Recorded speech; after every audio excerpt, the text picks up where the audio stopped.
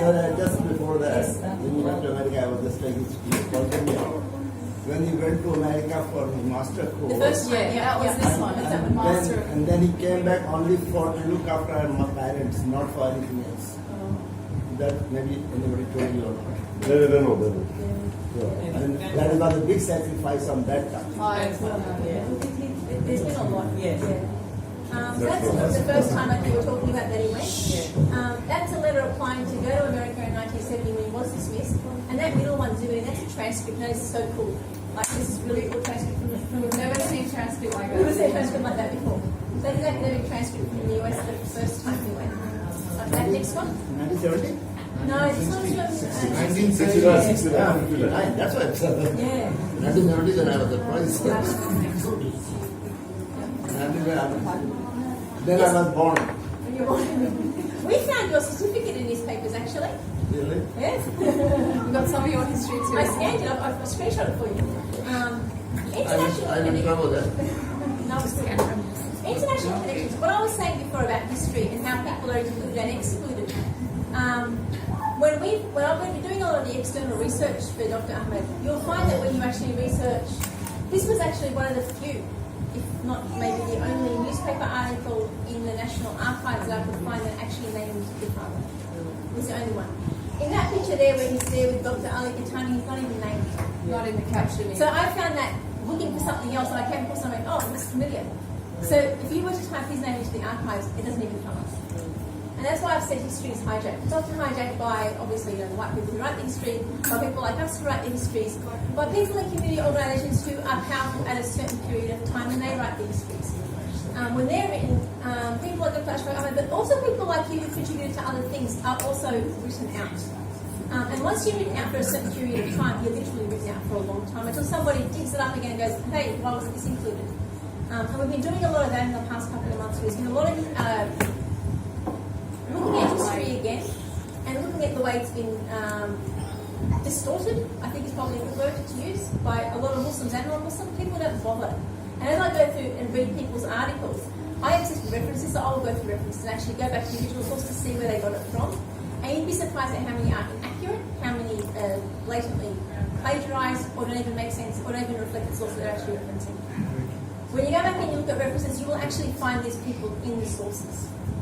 And that's why I think it's really important for us, and why it sort of takes us a bit longer, is that we do work with the history from the actual source itself. If we were writing this history based on the University of Western Sydney's homepage, what a joke. Do you know what I mean? Like, it's really frustrating. So you can see in that particular one from 1977, he was going to Saudi Arabia to get funds for the Canberra Mosque, if I'm not wrong. And that's with Ali Gatani, is that next one? Australia.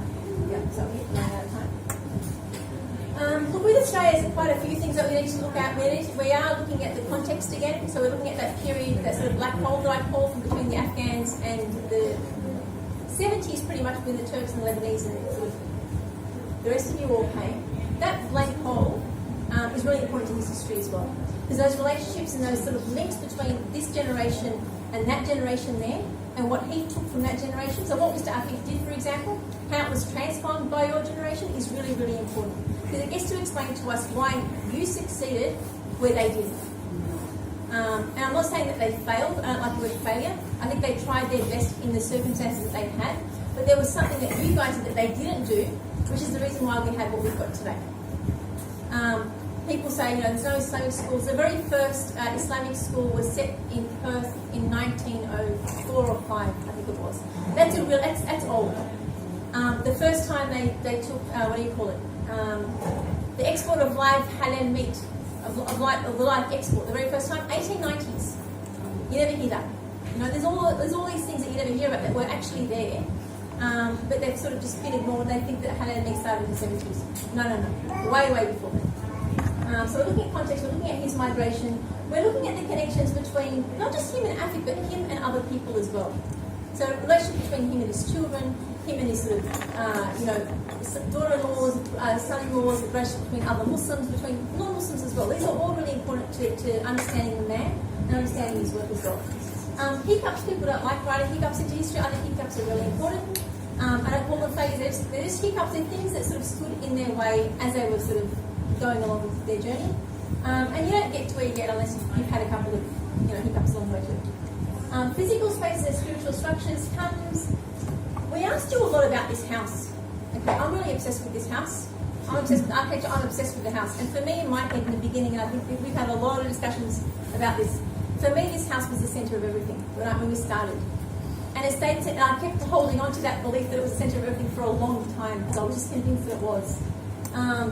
As we've sort of been studying and talking about it, and obviously interviewing you and looking through some of the sources, it became quite apparent that physical spaces are important. This physical space is important, I think. But it doesn't necessarily mean that you need to be in a physical space, whether you're living there, whether you're coming to a meeting, whether you are actively involved in something physically, for you to have a spiritual connection with a person. Or an emotional connection or psychological connection to a person. I think that's one of the things that we started along the journey. It's been quite eye-opening. So I still think this is important. But I think that spiritual structures are just as important. So even though the family dynamics may have changed over time, even though things may have been done differently over time, I think the spiritual connections were still there in a different form. And I think it's important to acknowledge those different connections and to acknowledge that, to appreciate the fact that not only he, but all of you in different capacities were able to maintain that connection as well, if that makes sense. Makes sense to me. But you know what I'm talking about. So it's not just about the physicals. And like I was saying, why did Dr. Ahmed succeed and why did your family succeed? Because I think a lot of his success is family success too.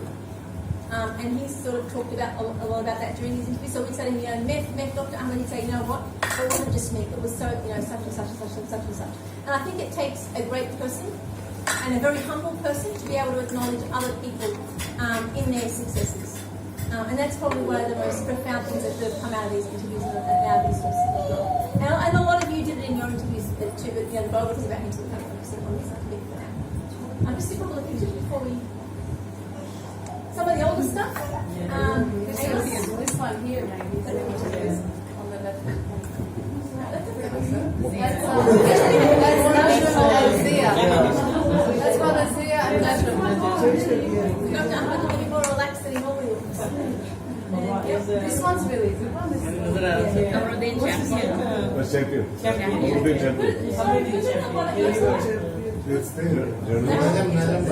Who is the white guy? He was the journalist of the Muslim Times. Fakhruddin Champion. Oh, okay. Some of these awards, and I really like this one from 1975 because he already had a character. He's only been in this country for 5 years. People in the country for 30 years and still can't speak English. Sorry, longer than 30 years and still can't speak English. He was here for 5 years, already made political connections. That's quite impressive, And the fact that he had a character from this guy from, he only just migrated pretty much. And we're talking 70s when it was a little bit harder. That necklace. I really like this. This is Robina's project. That was very nice. And we read it, Robina. It was really nice. Really nice. Yeah. Some of the old, even the family picture. Really nice. And I think it's nice that these kids have got an appreciation of their heritage and their history as well. Some of the photos. Have we shared these photos with them? I don't think we've shared. This is the first time I believe we'll share this. Oh, okay. This is from yeah, we can always send them. Yeah, we'll send them. If we send them to everyone or to you. Actually, I've shared them with Manar. I've shared some with Manar. Did I? No, it's on you now. We'll do it again. We'll In an email? Yeah, email. Okay. I can send it again. Share it, maybe a link to a drive or something. Yeah, Zach, can you get it? But not with us. Oh, okay. I'll send it up. We'll send it as a link to show. This is some of the people that we've spoken to. We've still got a couple more to speak to about Dr. Ashfaq Ahmed. So Dr. Qazi, wonderful character, lovely man. Spoke very highly of Dr. Ahmed. This generation of men was, and I say men because we basically interviewed more men than women, not because men are any better, but this generation of men were so respectful and were so decent and even when they spoke about things that upset them in the past, they never named names, they never put anybody down. They were so respectful in that way, it gives you goosebumps. They were so nice about it. Ibrahim Darad, who we also absolutely lovely man. All of these people are true pioneers of this community. We were very glad to see Charlotte. Charlotte we ran into by accident. Sorry. Charlotte we ran into by accident. It wasn't planned, but I think it was really good. Absolutely. Ibrahim Dalal. We interviewed Charlotte on the spot. We took out consent from the side. Yeah. Sultana Can you aunty. focus on that one of you? You can focus. This was really useful interview. Mashallah, he's still on the It's ball. got a lot of history there. He does, and he's very alert. Very alert, Mashallah, doing really well. Yeah. And also when we spoke to Silma, I mean, it was really, the interviews have been wonderful. Like, they speak very highly of your, like she was in tears when she was speaking But about it. everybody's in tears when we talk about Dr. Ashfaq, including us. Everyone gets very emotional. We've shared the emotions with you guys. So he had a lot of things to say about Dr. Ashfaq Ahmed as well. That was only last week, I think, that interview. Only last week. Oh, this Oh, that was was last week. when we did a Maybe visit. I'll focus on that. That's the method as well. Yeah. So that's been, we've still got a couple of other people to talk to as well, some external people, inshallah, and then we'll see how we go. Next, oh, drive. Yeah, I was looking for my You trolley. can look at these photos, but you don't see the dust. You don't smell the dust, the dirt, and all the and you really need to look up these horses a bit better. These photos I found online through, I think it was Rooties Hill Mosque. Yes. Yeah. And I think Dr. Kaz is supposed to be in that top one, Dr. Ashfaq Ahmed. But I'm not sure which one. He's not there. He's definitely captured. Should we send me to it? Show there. He's on the one in the nice road. In this one? No, No, the top is not there. Someone's in the one. No, he's not there. Who's this? The cousin is there. That's the other. No, this one. That's Ali Hussein. That's Abu. Yeah. He's wearing the fancy. Sharwani. He's actually captured this week on the hospital. Yeah, that's him. Yeah, that's Abu. And Sharwani. The next one, the bottom That's Abu. The height and everything is out.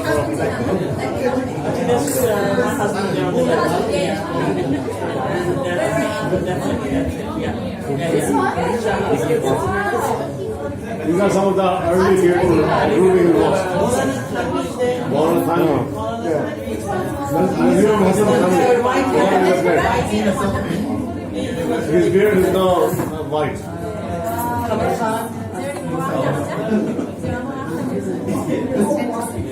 Because the group they were together at that time. Can you zoom back? So you want to see the zoom in the top one? You want to see the bottom one? ये दादा है मामू है या कबूल है कौन है? No. Abu. Height. उनकी height से रहती है ना. So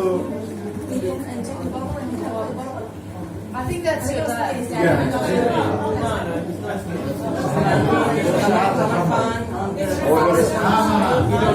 Dr. Nasirul Haq is there. Nasirul Haq. Dr. Badr Khan.